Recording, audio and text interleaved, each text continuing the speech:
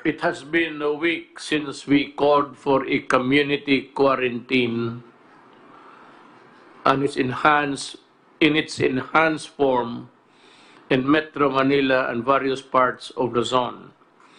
We in government continue to respond to the public needs, mobilize resources, and oversee developments.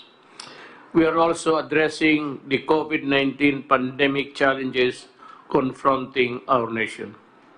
First, let me reiterate my sincerest gratitude to all our courageous frontliners in this war, especially our healthcare workers, our doctors, nurses, medical technologists, and all other allied health professionals. Maraming salamat. Asahan niyo ang suporta ng inyong gobyerno. I am saddened by the news that the virus has claimed the lives of our doctors along the way. Lahat po sila ay bayani.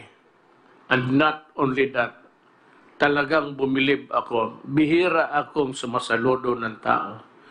Pero pa yung mga doktor natin, mga health workers na nadisgrasya, talagang saludo ako sa inyo. Wala na kayo dito sa mundong ito, pero gano'n na lang ang pagtingin ko sa inyo.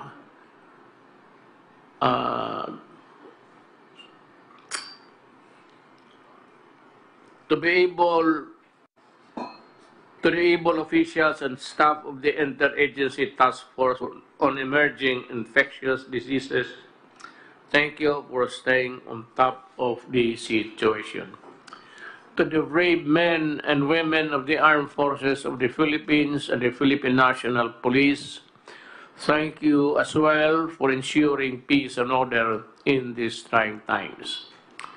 I also thank the rest of the frontliners to ensure that the basic services are provided to our people, from those manning various government agencies, groceries, banks, food establishments, and delivery services, among others. Maraming salamat po.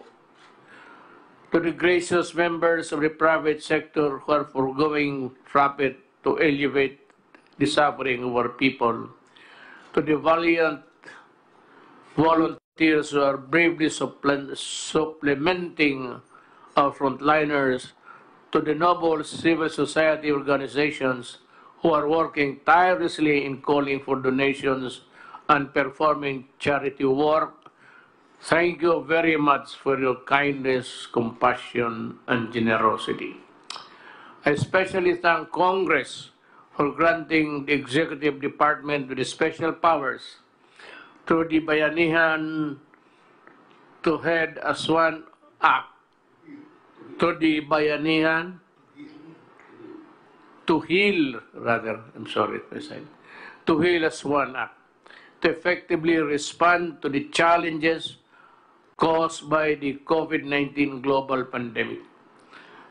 I particularly thank Senate President Vicente Soto III and the House Speaker Alan Peter Cayetano for the strong and decisive leadership you have demonstrated in shepherding this measure to fruition during this critical time in our national history.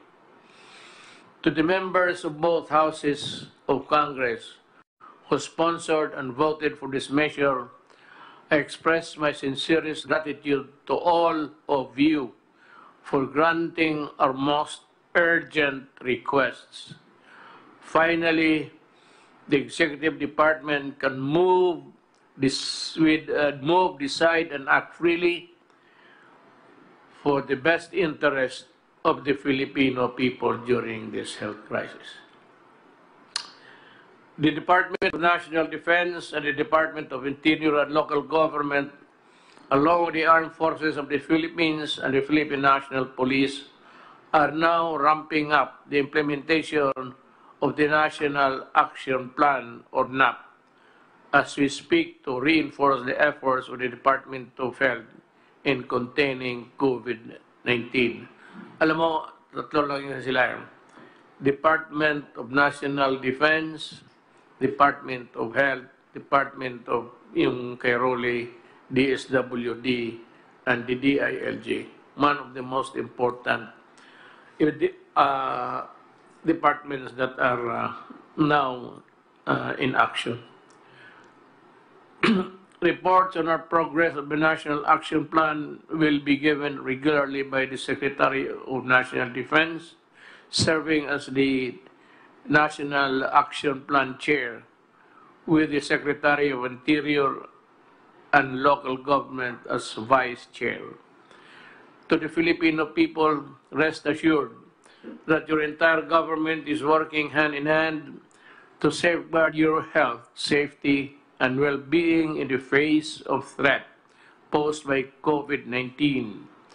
We will address all the different issues brought about by this pandemic, as well as ensure the protection of all our people, especially those who are serving in the front lines. Supplies of food, water, and other essentials will be provided to you throughout this ordeal. Financial assistance will also be extended, especially to those in the margins and the vulnerable groups. Halos lahat ho makatanggap. Hindi naman lahat yung kagaya ni Bongo. Hindi naman niya tanggapin yan. Gagawin namin ang lahat. Hindi namin kayo pababayan.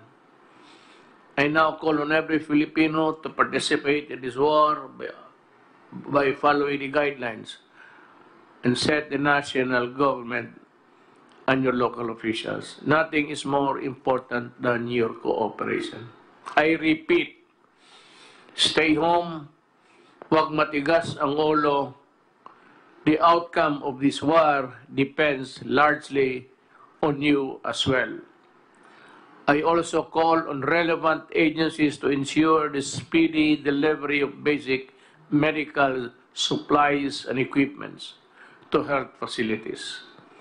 From the approval, importation, and the delivery, everything must go smoothly to make sure that we do not waste time. Alam mo, isang bagay talaga na alam ng lahat is itong padili-dali, patamad-tamaran. Kailangan pagpasok ng papel, process mo kagad, ilinya mo you line up the tables where the papers should go, one after the other, para madali. Cut red tapes. I do not want red tapes. I do not want so many questions. Pagka sinertify ng isang government employee, I said, do not commit the mistake and we will all be happy and comfortable. Huwag ninyong, kung gusto ninyo magloko, huwag ninyo itong panahon na ito. To my fellow public servants, let us set aside our differences and work in solidarity to overcome this pandemic. We only have one common enemy, and that is COVID-19.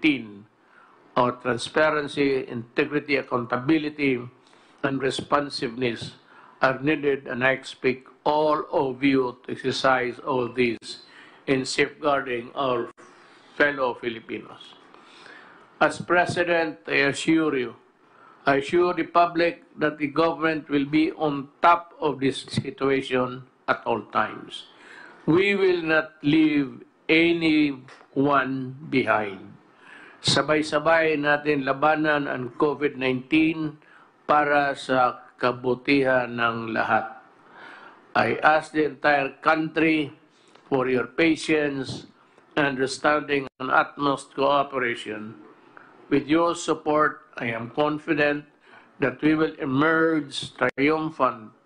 Nothing is more formidable and resilient than the Filipino spirit. Matindi ang kalaban, but we will not surrender. Hindi tayo susuko, tayo ay lalaban. Yes, things will not be easy. And we Filipinos are tough. Mas malakas ang Pilipino sa anumang hamon. Now we all must do what we can and must para sa ating bayan. I look forward to the day that we, the Filipinos, can finally claim victory of this war and emerge as stronger and more united Filipinos and Philippines. Maraming salamat po. Osbo nako, ayaw mo kahadlok. Tagalogin ko, huwag kayong matakot.